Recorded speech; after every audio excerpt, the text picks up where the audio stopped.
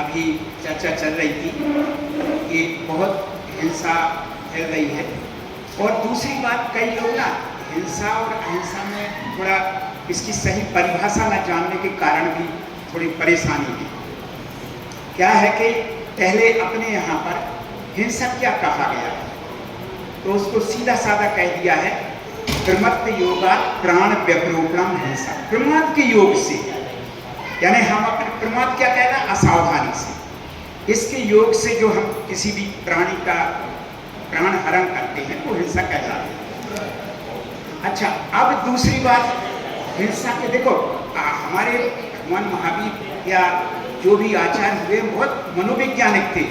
उन्होंने कहा गृहस्थों का इससे काम नहीं चलेगा, गृहस्थों को थोड़ी बहुत हिंसा तो होती है, तो उसके लिए क्या किया उन्होंने कहा 4 प्रकार की हिंसा है।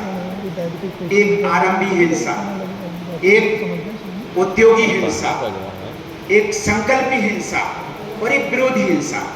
तो उन्होंने कहा कि जैसे रविंद्र जी भी कह रहे थे कि जैसे मान लो हमारे धर्म पर, हमारे परिवार पर, हमारे देश पर अगर कोई आक्रमण करे या परेशान करे, तो ऐसा नहीं कि हम तो अहिंसावादी हैं तो हम बैठे रहे, नहीं, उसका प्रतिकार करने के लिए भी छूट है।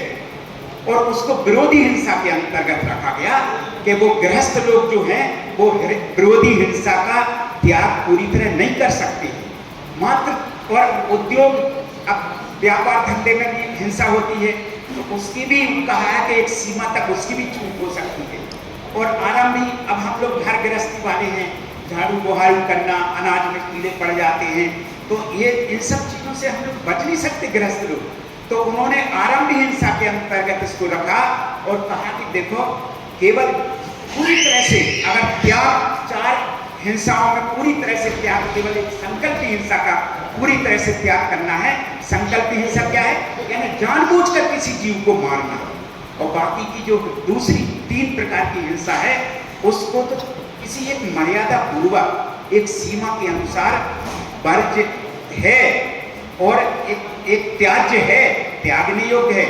मगर फिर भी अगर इस तरह से होती है, मगर एक बात उन्होंने बहुत बड़ी बात कह दी कि मन से, वचन से, काय से। अरे हम लोग जैसे चलते हैं, जैसे समिति है, मुनियों के लिए अकेली थोड़ी ना ईद समिति, हमें भी देखभाल करके चलना चाहिए। अपने घर में कितनी चीटियाँ आजकल हो जाती हैं, कम से कम अपने मन में ये रखें कि हमारे पैर से, हमारे हाथ से कोई चींटी का या कोई भी जीव की हिंसा ना हो, बच के चले।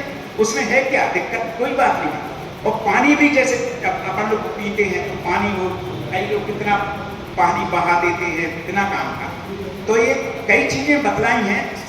सठ जीव निकाय, जल कायक, वायु कायक, अग्नि कायक, ये सब चीजों का भी बात कही गई है ना, कि इनकी हिंसा भी, इनका दुरुपयोग करना भी, इनका अतिक्रमण करना भी हिंसा के अंतर्गत आएगा। तो अपन लोग जैनी लोग हैं, तो हम लोगों को तो हर क्रिया में केवल एक बात का ध्यान रखना है कि यत्नाचार, जतन पूर्वक, हर क्रिया जतन पूर्वक करें ना, क्या दिक्कत है।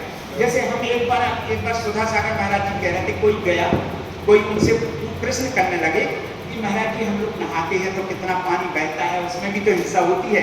कहले अगर उससे बचना है उस हिंसा से, कहले हाँ बचना तो है ये।